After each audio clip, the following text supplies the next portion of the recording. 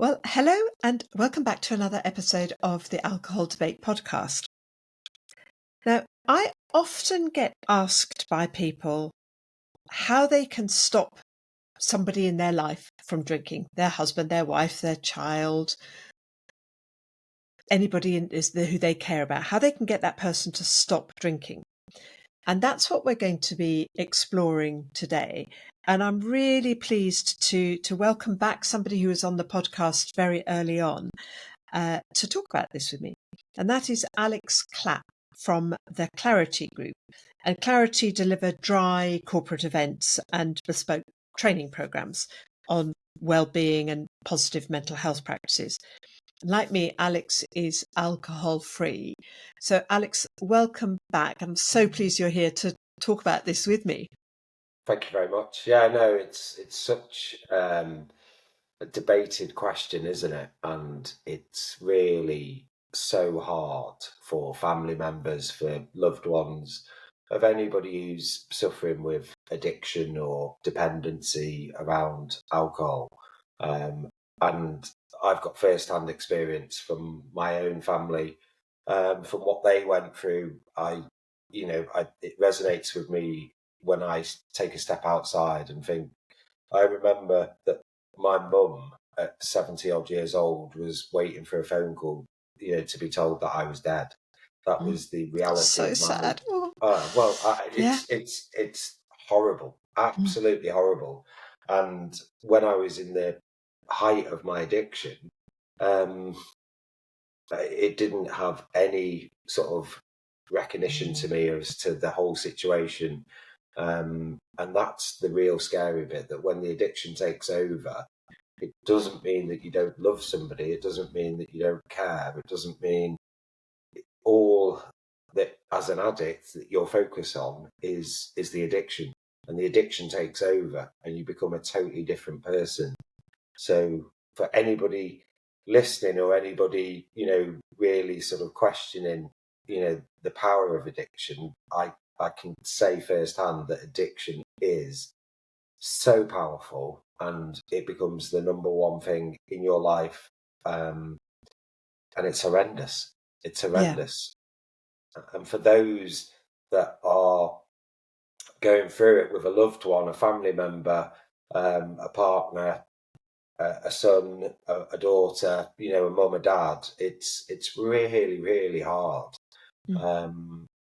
And I guess I would advocate, just like I always advocate, no matter what you are going through, whether it's addiction, whether it's bereavement, whether it's whatever it is, in any way, shape, or form, a challenge, mental health wise, the power of having a community or a friend who understands and who gets it, who may have walked in your shoes or has been through a similar journey, and who gets it and who understands how you're feeling, the frustration you have, the loss of, feeling like you've just got no idea what to do. Having that connection with somebody else is super, super powerful. I think that's such a great point. Yeah. Kind of being connected with other people. And that's whether you are the person who's struggling with alcohol or the person who's watching somebody else, somebody you love, struggling with alcohol. In both cases, having other people who kind of get it is so valuable. Really, really is. Yeah. Yeah, and again, I can only use my own journey and my own sort of family experience. But when I openly came out as an alcoholic and sort of told the world just over 2.5 years ago that I was an alcoholic and that I'd significantly suffered, and, with my addiction and all the rest of my journey, my mum actually found that one of her old work colleagues had gone through a similar journey with her son, and they reconnected, and they have been great supporters and great advocates of helping each other. And it showed the power of vulnerability opening the door for people to connect and people to come closer together and to understand each other. And that was super powerful for my mum and super powerful for me, knowing that my mum had somebody who was a friend of hers who knew and understood exactly what my mum was feeling. That's so lovely, isn't it? So, yeah. And it's the ripple effects. Once we make ourselves vulnerable, there's a sort of spin-off benefit to so many other people. Yeah. Let's backtrack. Alex, could you just in 2 or 3 sentences just talk us through your story? What happened to you? Because people talk about rock bottoms, and you and I, our rock bottoms were at different heights, I guess. Which, and there's no judgment or anything on that. It's just history, isn't it? So what happened? Yeah, I What was mean, your look, story? in a very snapshot, my rock bottom was I have had some problems over my sight over the last 7 years or something, and about I'm trying to piece it all together now. About 5 years ago, I lost the sight in my left eye, and just around about 3 years ago, I was facing the challenge of potentially going fully blind in both eyes, and I am very old fashioned, or I was very old fashioned in my how I dealt with emotions and feelings, and and I closed off to the entirety of the world, and basically I ran away from all my problems, pushed everything away, pretended everything was absolutely fine, and I used alcohol as a coping mechanism, and I didn't just do it in a pretend way. I did it in a go hard or go home way, and I became a full blown out and out alcoholic, where I was drinking a bottle of vodka, 4 bottles of wine, plus each day, and still functioning. But I was on my own. I was lonely. I was isolating, pretending to the outside world everything was fine, wouldn't accept that anything was wrong. I didn't have a problem. It was everybody else's fault. There was nothing wrong with me. It was the loneliest place I've ever been in my life, and I can honestly sit here today and say that I didn't care if I was still here or not, and that was my rock bottom, 1,000,000%. So sad, and I'm so glad you are here because you're doing amazing good work. Yeah, and sometimes out of adversity comes good things, doesn't it? Sometimes, when we are challenged our most, that can be where we find, that real drive, that purpose, that absolutely, yeah. Your story and mine are quite different in that mine was a sort of less dramatic. It was just a sort of miserable, lonely, getting quietly sozzled on my own kind of story. But I don't think in my case that anybody really noticed what was going on. It didn't get to the stage where it was abundantly obvious, which I think for you had got to that stage. So what was the impact on your family, your loved ones? How did it kind of touch them? Well, it affected friends, family, my son, my parents, my brothers, everybody significantly, really, really significantly. And because I would even go so far to say as I was probably manipulating people to get people to buy into the fact that I was okay. Putting on that brave face, pretending to various different people, lying, saying, no, I'm fine. I'm absolutely fine. No, I haven't had a drink. No, I'm okay. And I was blatantly lying and manipulating and playing people off against each other. And the significance to my friends, family, loved ones was horrendous, absolutely horrendous. And I was lying to myself. That was the biggest thing. But I couldn't see it at the time because I was so entrenched in the addiction. And it had gone from um, utilizing the alcohol to cope and to run away to then it becoming a dependency. And then once the levels increased, like any dependency, once you become dependent on it, then the volume and the amount that you need go up and increase. And it was just a vicious circle. Yeah, yeah. But And you were able to get sober or alcohol free through going into rehab. Is that right? yeah. I Yeah, mean, yeah. I didn't go to rehab just once though. Mm. I went to rehab on 3 separate occasions over a total period of 5 months. Because if, again, I'm always brutally honest, and the first time I went and I decided because I'd done 28 days without alcohol that I wasn't an alcoholic. So I was okay. So I came back out and I decided that there was nothing wrong with me. The second time I did a mass amount of work internally on myself. I did, my inner child, I went through and did a lot of work on myself for a period of 3 months. And I came out with the belief that because I'd fixed the cause, the symptom was the alcohol, but I believed I'd fixed the cause. And this is what I convinced myself so I could drink again. And anybody who knows, once you go past the barometer of becoming an alcoholic, there is a point of no return. And there is nobody in the world that's ever been able to go back. But I convinced myself that I'd fixed the cause, so I was okay. Yeah. And the third time, I finally accepted that, okay, that was it. Mm. Mm.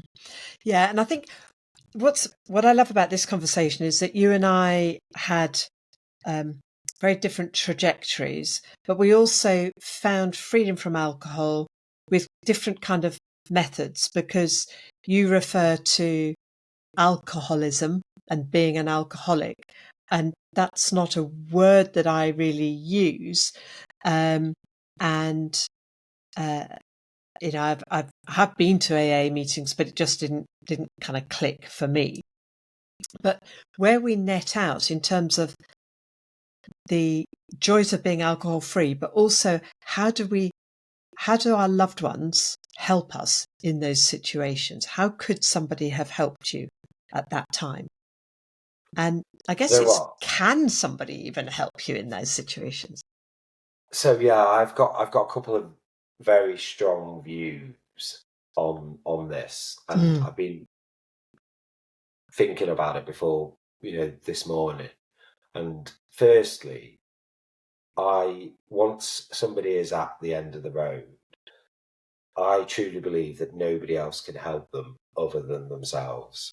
It doesn't matter what anybody else says or tells them to do. They have got to, something has to click within you. The penny has to drop. And for every single person who I've met in recovery, it's a different situation, it's a different scenario, it's a different thing that all of a sudden the penny has dropped and they've managed to get recovery. Yeah. And it's all unique down to them. So for anybody that's still trying to find and come into recovery, I would say keep trying. Keep Mm-hmm. trying, because what Yeah. works for one person doesn't work for somebody else, and you have to find that one little spark that will work for you. Um, Yeah. and it might take you 10 times, it might take you one time, it might Yeah. take you 15 times. But if you are prepared to keep trying and, keep pushing through, I would really, really hope that eventually you will find it. Yeah. Yeah. And of course, what that means for the loved one of the drinker is that stopping them drinking is outside your control. The only person who can affect that change is the drinker themselves. 1,000,000%. Yeah. 1,000,000%. And on reflection, and what I'm trying to do with clarity is to empower people to know and to realise that actually they can have a good time without alcohol, that actually they can connect and find, great people, and connect with similar like-minded people. And when I was thinking about it before, I think it's very much the same sort of scenario that, well, family members can't tell people what to do. And what they might be able to do is try and take them to a couple of things that have no alcohol. Try and take them to a couple of the sober or alcohol-free events, just so that people can actually begin to see. Actually, I had a really good time. Mm. Actually, that wasn't anywhere or totally different to what I thought it was like. Actually, that was really good fun, and I didn't need a drink, and everyone was dead friendly, and loads of people got me, and loads of people understood how hard Yeah. it is to get. Because whenever you go to an alcohol-free event or a sober event, there's a total mix of people. Some people still Yeah, drink. for sure. Yeah. Yeah, some So some what you're people. talking about there is giving people some hope. Well, Yeah. it's also empowering Yeah. people to make their own choice. Yeah. And this is what I always say with clarity. I am not telling anybody what to do. All I'm trying to do is showcase and guide, to make a choice. Mm. To make a Mm. choice. You can come to our events, try them, and if you have a great time, you can see what is possible without alcohol. Yeah. Yeah. So if we think about the loved ones, so not the drinker, but the people around them, the people in their life, what there are a number of effects that having a drinker in the family or in your friendship group can have on you. What are the principal ones, do you think? I mean, one of them for me, I think, and I hear this quite often with people who've grown up with a parent who drinks very heavily, is I kind of don't know what I'm going to get. Yeah. I don't know what version of my loved one I'm going to be met with when I go through the door today. Yeah, and that's so hard. That's Mm. so hard, Mm. and I guess I would always jump back to where I started with my sharing about this and saying that I can only utilize my own experience, and I did, said, and acted in a very un-me way Yeah. at the height of my addiction. Mm. And Mm. I lied, I manipulated, I Yeah. did things that I'm really not proud of, and I treated people not the best at all. And No. I And I've got it's absolutely true. Alcohol does not make us a better version of us. no, It's, no. um, Do yeah. you know what? And this was funny. I heard something yesterday where it said, if you've been umming and ahhing whether you were going to drink on a night out and you end up not drinking, you've never woken up feeling fresh, going, "Oh, I wish I'd drunk in the end last night." Exactly. Yeah. So quite often when people are talking about their loved ones drinking, they'll kind of beat themselves up for feeling some pretty kind of inverted commas ugly emotions, feeling really angry with them, really frustrated. Why can't they just stop? And of course, if somebody has not experienced addiction or alcohol use disorder themselves, it's really hard to understand why, it gives you a headache, it makes you crabby, it's ruining your life. Just stop. But of course, and they can kind of internalize that and feel that the drinker is drinking to kind of, hurt them in some way. So it can set up a huge amount of resentment and pain and distress within relationships. Listen, yeah, I would say, because I'm actually thinking about, it's okay to feel all those feelings, Yeah. and it's okay to feel like you're banging your head against a brick wall. It's okay to feel, why can't you just give up? It's okay to feel really angry. It's okay to feel, why don't they get it? Yeah. But ultimately, it's an illness, is what I will say. And, alcoholism is an illness, and it makes people act and behave like a completely different person, because every single addict, alcoholic, person I have met, when they are sober, they are amazing people. When they are using or drinking, they are completely and utterly, totally polar opposite. Yeah. And if you can, as hard as it is, take a step back and accept that it is an illness and that they are behaving because of their illness in a certain way. And almost, if it becomes too much, take yourself out of the situation. Take yourself away from it, because it can affect you so much. And only see or only be around that person when you've got the better side of them, when you've got the normal side, without the use of the addiction, without the use of the alcohol, drugs, whatever it may be.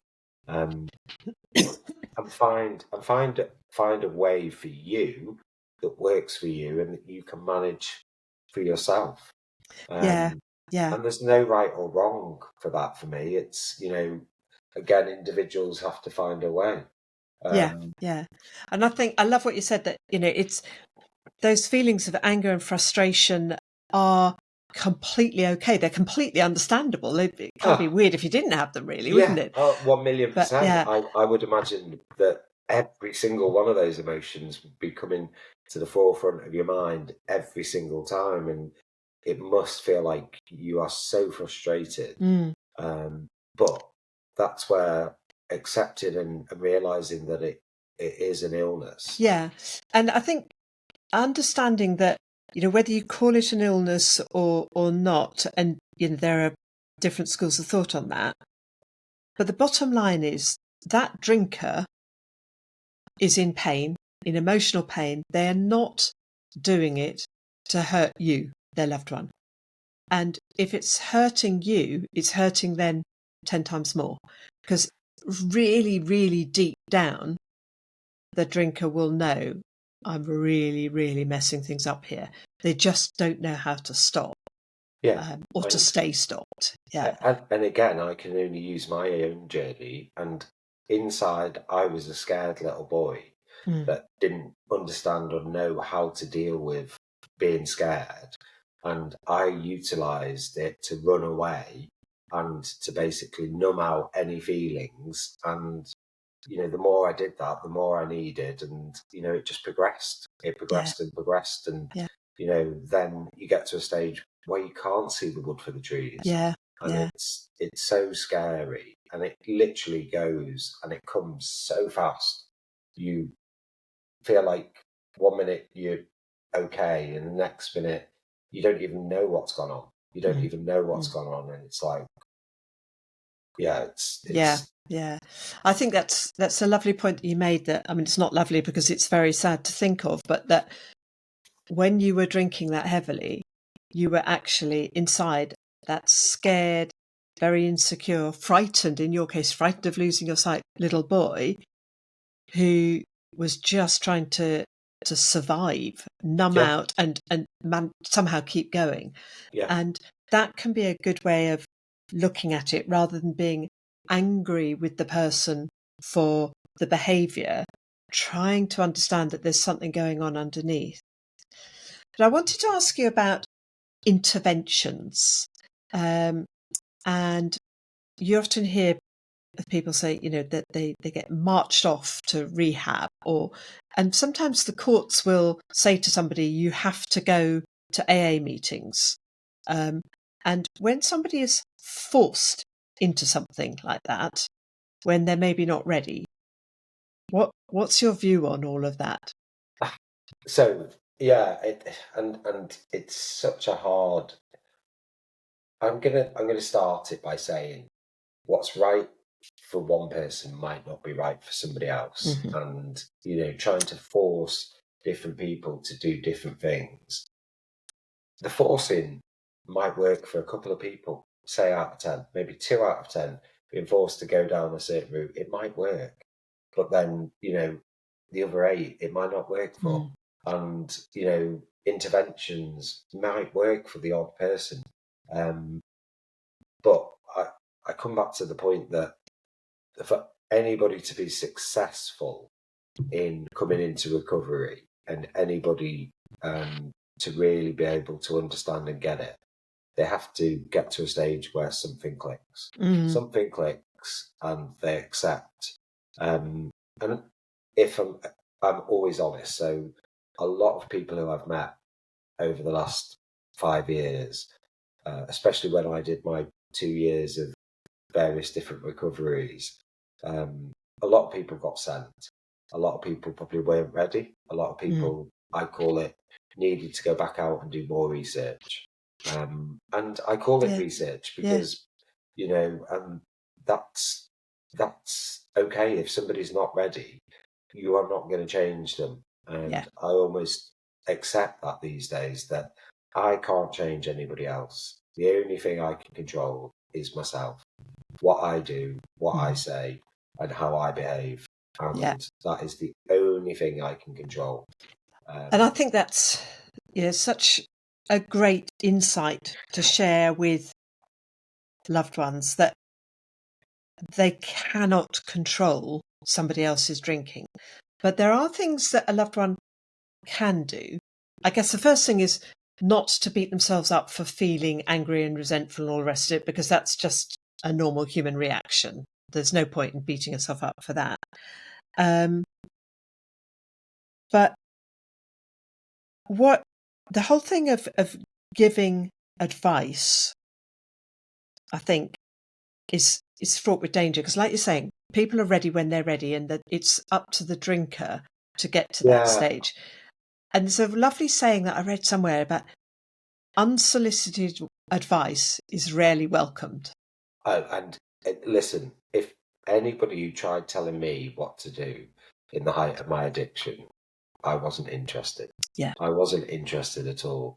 So for any loved one who's struggling or got something going on, I would suggest, and this is my suggestion, I would suggest putting in place some boundaries to protect yourself. Yeah.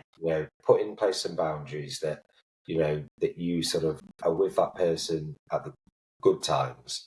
And if it starts to come to the bad time, you take yourself out of the situation. Really You good know, advice. Love yeah, that. and Yeah. you set up some stuff that protects you, your feelings, whilst you can't control the addict or the alcoholic, or however we're going to Mm. describe the other person. I am happy to be called anything. I'm not bothered, but some people prefer one Yeah. or the other. Yeah. Or, That's absolutely fine. Yeah. and set some boundaries up and protect yourself. And it's okay to have all of the feelings. It's okay to have the frustrations. And I would say the other thing is to try and connect with people who are going through it, whether that's anon, whether that's reach out to different people, whether that's groups, a friend who you might Mm. know who's basically got a similar situation, because the power of connection and having a community that gets you, understands you, is Mm. super powerful. Mm. And it may be that you end up as a family member going to a few alcohol-free nights and meeting people that understand you, Mm. because you will find that there will be loads of people who understand, get you at Yeah. an alcohol-free night. Yeah. Yeah. Yeah. So, what are the? I mean, I think that one of the subjects that comes up as well is whether the supporter, the loved one, the partner or the parent or whoever, whether they need to stop drinking themselves. Yeah, and that's, again, I can only use my own personal journey. So my family, when I managed to get recovery, my family wouldn't drink around me at the beginning. And I found that super useful. Now, that wasn't all of the time, but that was if we went for family meals, if we all got together as a family. While I was there at the beginning of my recovery journey, everyone made a pact as a family that they would support and there would be no alcohol. And if I'm honest, that lasted about 6 months. And then I got to the stage where I said, I made the choice and said, okay, guys, I love you to bits for doing it for me. It's super helped me, but I'm now comfortable with you guys having a beer, having a glass of wine, and I want you to, because I've got to move to the next stage of my recovery where I can be around people. Yeah. But and now I'm 2.5 years plus, and people can drink around me, and it doesn't bother me brilliant. whatsoever. Yeah. So, and from the sound of it, the communication has been important. Yeah, because my family actually, I take a step back and I'm incredibly privileged with my family and lucky, with how supportive. And my family actually said to me, will it help? Because we want to help you in some way, shape or form. And I said, yeah, actually, that would be a lovely thing. And I felt a little bit selfish asking it at the beginning, if I'm brutally honest, but taking a reflection and looking back, it super helped me. Because the beginning bit is the hardest bit. Absolutely. No, I get that. Totally get that. Yeah. And finally, I guess, from my point of view, when people ask this question, I say you can't change the drinker. You can at best potentially influence them, like you're talking about with alcohol-free nights. You can open the lines of communication so that as they are cutting back or stopping drinking, you're supporting them. But it's also really important to look after yourself during the process. So remember that the drinker is not doing this to hurt you, that they would love to stop, but they're not yet able to. So remember, it's not a personal attack on you when they pick up a drink. I think it's important for people to tune into their own emotional needs and establish connection and have a kind of a release valve. And like you said, having some boundaries, some standards. Yeah, this, I don't want this in my life. I don't want to, for example, feel physically unsafe in my own home when somebody's been drinking. So we need some boundaries here. So those sort of things I think are really important. Yeah, 1,000,000%. And it's all about looking after ourselves. Yeah. And that is something as a UK, a world that sometimes we struggle with. I think about, how the looking after yourself physically with training, and doing all the rest of it has come on over the last 10, 15 years. And that's become the norm now. And, mentally, I think is the next phase that we are beginning to get better with, where we're beginning to talk, we're beginning to look at ways that we can deal with things better. And again, I can only use myself, but the first 40 years of my life, I was emotionally defunct. I basically spoke about nothing, smiled, pretended everything was fine, and, shoveled everything in emotion-wise down into the bottom of my stomach and kept it there. And it's only been through this journey that I've been on over the last 5 years that I've developed and I've realised how wrong I was and, how much it had an effect of me and why I'm doing what I'm doing these days. It's Amazing. so important to look after yourself. Yeah. So, because for me, for anybody to get a good version of me, I have to look after myself first. Yeah.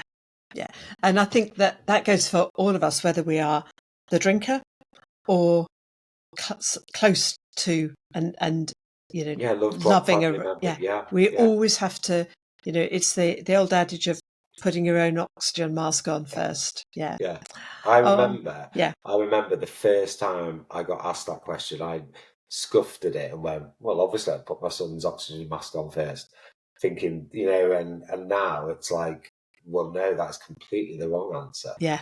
You've got to look after yourself first Yeah. to be able to then give other people any part of you. Absolutely. If you, and I think for people who've got a heavy drinker in their life, acknowledging the pain and not judging yourself for it, and being ready to listen and offer the help as and when the person is ready, rather than saying, here, you've got to do this, is going to be the way forward. Yeah. Brilliant. Yeah. Alex, it's been such a joy to reconnect with you. Thank you so much for coming back on and for sharing your story again.